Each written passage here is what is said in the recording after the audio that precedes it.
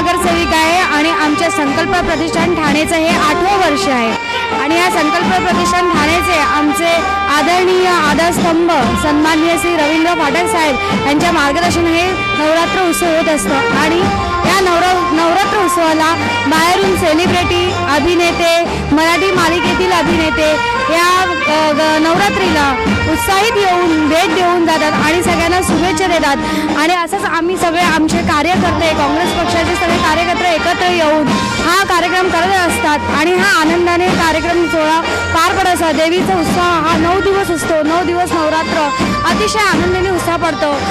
देवीचं आगमन ते विसर्जनपर्यंत आम्ही खूप आनंद करतो, आनंद घेतो आणि येथील सेलिब्रिटी व बाहेरून येणारे दांडिया रसिक हेही प्रेमी येऊन इथे खूप मजा करत आणि लाखो बक्षीस घेऊन जातात।